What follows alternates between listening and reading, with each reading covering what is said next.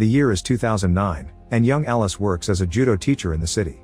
One of her students is Jack, who also happens to be her boyfriend. Today Alice will introduce Jack to her mother Carol, who is all the family she has left. Her father left when she was 10 and Alice has been looking for him since then. On his way to Alice's place, Jack can't help feeling like he's being followed, but he decides to ignore it. The dinner goes well, and after Carol goes to bed, Jack receives a message that says run. Nervous, Jack asks Alice if she'd like to meet his family, which she finds very sudden. Then he gives her a little box with a beautiful ring that Jack's family has had for a long time, but Alice doesn't like it. She thinks Jack is moving too fast, so she's gonna need some time to think about this. Jack hugs her before leaving. After Jack's gone, Alice discovers that when he hugged her, he put the box in her pocket. When she runs out of the building to follow him, she discovers some men in black suits are taking Jack away in a van. At that moment, Alice is approached by the White Rabbit, who claims to be a friend of Jack's. He explains Jack stole the ring and was arrested for it, and now he wants the ring. Alice hides the box behind her back and takes out the ring before attacking Rabbit, but the man pushes her away and makes her drop the box. Rabbit grabs the box and runs to the back of an alley where he jumps into a mirror. Alice does the same, which makes her fall through a tunnel that drops her inside an abandoned building. She sees Rabbit run out of the building and goes after him, but she freezes when she finds herself on the edge of the floor. The city she is in seems to be old and abandoned, almost post-apocalyptic. Alice continues to follow Rabbit and sees him enter a different building with the Rabbit logo. The men in black are taking Jack there as well. Suddenly an aircraft begins flying over the area, and when its light touches Alice's arm, it makes a tattoo appear. Scared, Alice enters the building, where she finds a little bottle on a table that says "Curiosity killed the cat." There are 2 bean slots on the walls, and when Alice looks through them, she notices a bunch of people inside boxes with similar tattoos on their bodies.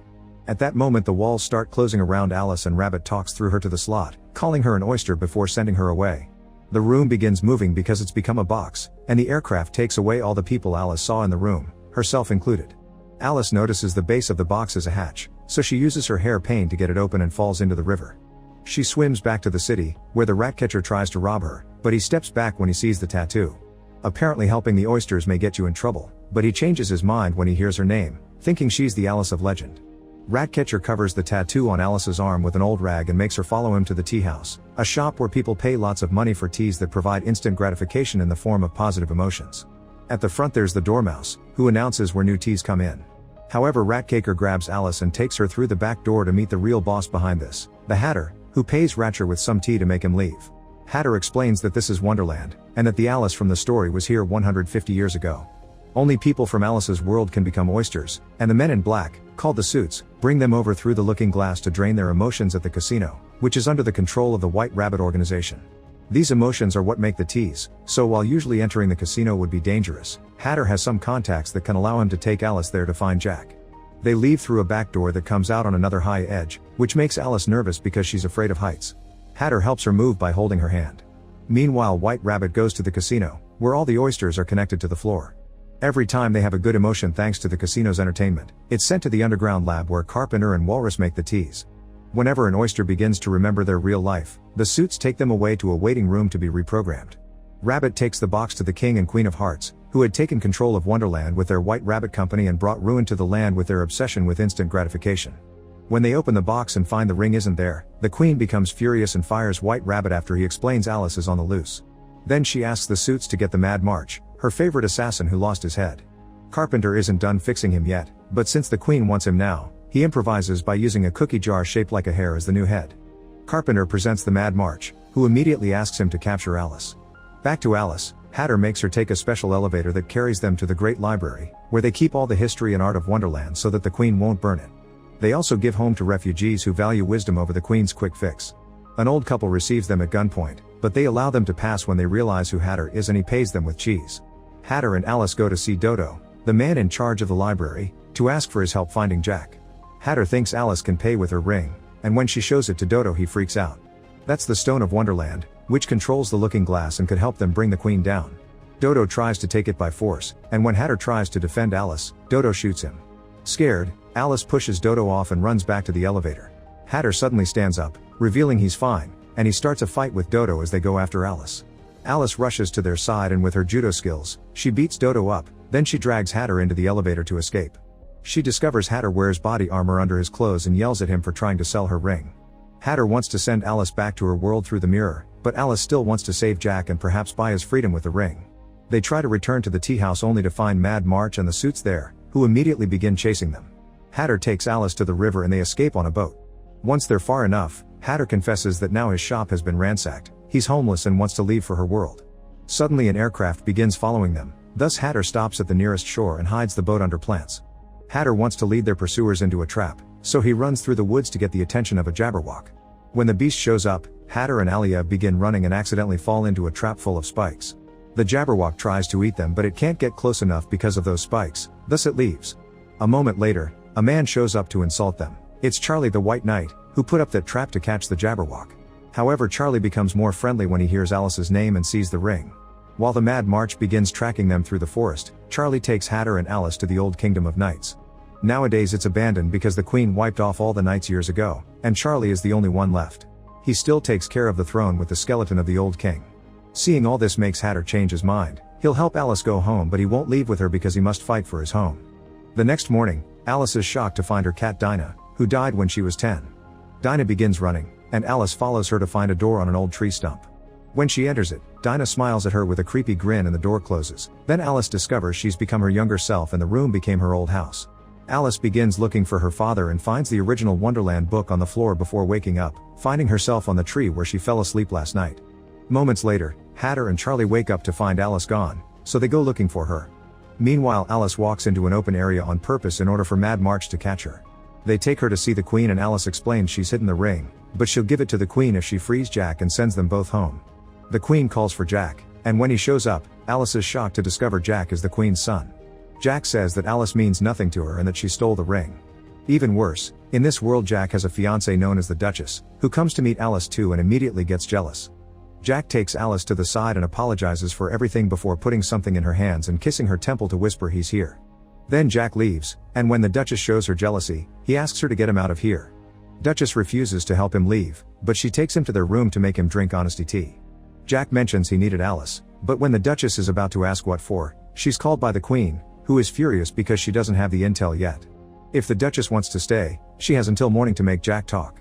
In the meantime, Alice opens her hands and discovers that Jack gave her her dad's watch. The suits take Alice to the truth room, handled by the twin doctors.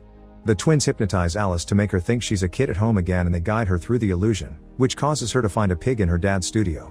Then they make the floor disappear and leave Alice hanging on a wooden plank, which is slowly disappearing too.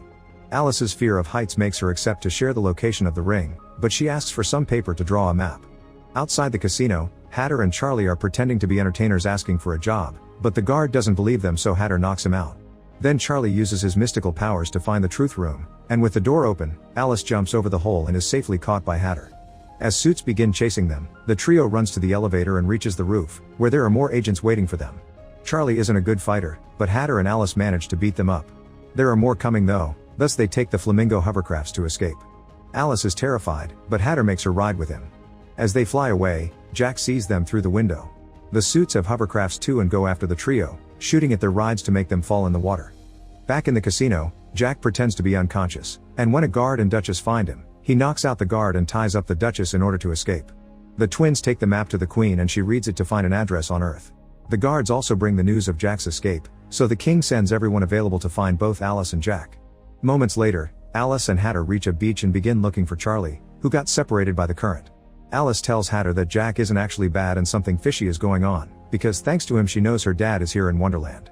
However, Hatter thinks Jack's lying to set up a trap. After they bump into Charlie, Alice admits she wants to go back to the casino, but Hatter wants her to help the resistance. Dodo had been bad but he's only a sub-boss. The real head of the organization is Caterpillar, who will help for sure. Alice decides to give them a chance, so Hatter takes the boat back to the city to send a message. He finds Dormouse and asks him to get in contact with Caterpillar, saying they're ready to make a deal. Back in the forest, Alice and Charlie make camp. Charlie praises Alice for how brave she's been and confesses he's only alive because when the Queen showed up to kill the knights, he had only been a squire and he ran away to hide. The next day he took the White Knight's armor and wished for a second chance, which he thinks is Alice's mission. Moments later, Hatter comes back and tells Alice Caterpillar will soon send an agent to meet with them. The two of them have a sweet moment together, and when they're about to kiss, they're interrupted by Jack. It turns out Jack has been working undercover for the resistance all along because he also hates what the Queen's doing to Wonderland. He stole the ring from his mother to instigate a coup, but it didn't work out, and he lied in front of the Queen to protect Alice. He's the agent Caterpillar sent and he can take Alice to see her dad, So Alice finally reveals she left the ring in the hand of the Skeleton King. After taking the ring, Jack wants to take Alice away, but he refuses to bring Hatter too, but Hatter doesn't want to come anyway. After riding for a while, Alice and Jack stop to rest, and Alice asks about the Duchess. Jack explains he feels nothing for her, she's just his mother's pawn to control him. He also swears his heart belongs to Alice. Then Jack urges Alice to keep going because he heard something. It turns out Hatter and Charlie are following them in secret. Once they reach the city, Jack and Alice enter the Hospital of Dreams, where they finally meet with Caterpillar. He explains how the emotions of oysters greatly hurt Wonderland, showing her some examples of people who couldn't handle the mix of good and bad feelings. They need to send all the oysters back to Earth, and the only one that can do it is Alice's dad. Unfortunately, he's currently an amnesiac, that's why Jack went looking for Alice. The Resistance thinks she can make her dad see reason. Now Alice thinks her relationship with Jack had been a lie, but she still wants to see her dad. Caterpillar reveals his agents managed to find him, and when he presses a button, Alice's dad shows up. It turns out he's the carpenter. He doesn't remember Alice, he only remembers fake memories the Queen put in him to make him work under her command. This makes Alice cry, which causes Carpenter to call her Jellybean, her childhood nickname. Feeling some hope, Alice shares childhood anecdotes while putting the watch on Carpenter's wrist, but at that moment, Mad March and the suits show up. Caterpillar disappears by eating a mushroom, but everyone else gets arrested. When they leave the building, they're seen by Hatter and Charlie. Hatter wants to help and asks Charlie to join him in a surprise attack, but Charlie gets scared and runs away, leaving Hatter to get arrested as well. Moments later, the Queen receives the ring and is told about Jack's plan. To be sure she won't be betrayed again, the Queen tells Carpenter that she'll kill Alice, but Carpenter doesn't care, which hurts Alice deeply. Seeing he doesn't remember anything, the Queen sends Carpenter back to his lab. Jack asks the Queen to let Alice return to her world, pointing out that if she gets killed the shock may awaken Carpenter's memories. The King doesn't like it, but Queen accepts. Alice will be thrown in the mirror and Jack will be punished with death. Meanwhile, Charlie is overwhelmed with guilt, but seeing the skeleton of his king inspires him with a plan.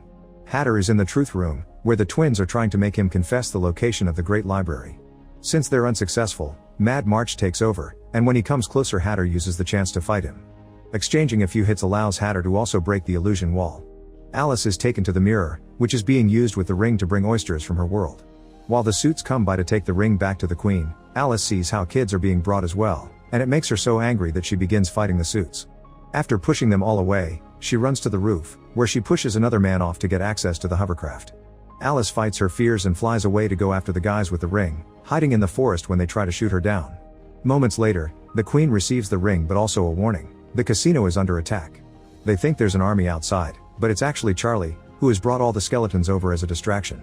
The Queen sends the suits to attack and Charlie defends himself the best he can with a giant crossbow, but it isn't long until he's knocked out. With everyone distracted, Alice re-enters the casino with no issues. Meanwhile, Jack is being kept at the truth room, but the Duchess shows up to rescue him because she has fallen for him for real and only worked for the Queen to survive. At that moment the suits find Alice, so she hides in the main casino room. There are guards there too, but Hatter arrives to knock them out. After they hug, they block the doors and proceed with an idea Alice got from Caterpillar's comment about mixing good and bad emotions. Alice gets on the stage and begins telling everyone to wake up because they need to remember their old lives and families. Her speech makes everyone slowly start to remember, and when Carpenter sees this on the security cameras, his memory is triggered as well. Carpenter leaves the lab and Walrus tries to stop him, so Carpenter fights him. In the struggle, Walrus is shot by his own gun. Alice continues to talk to everyone to make them upset with the situation. These negative emotions are transported to the lab too. Suddenly the suits finally push the door open and start to fire, but Carpenter arrives to stop them. Alice doesn't trust him, thus Carpenter begins sharing some of their memories together and convinces her he's fine now. Father and daughter reunite with a hug, but at that moment, Walrus reveals he's alive and comes to shoot Alice. Carpenter sees him and gets in the way of the bullet to save his daughter. Hatter shoots Walrus before he can try again, and all this death causes the lab to start shaking the entire building.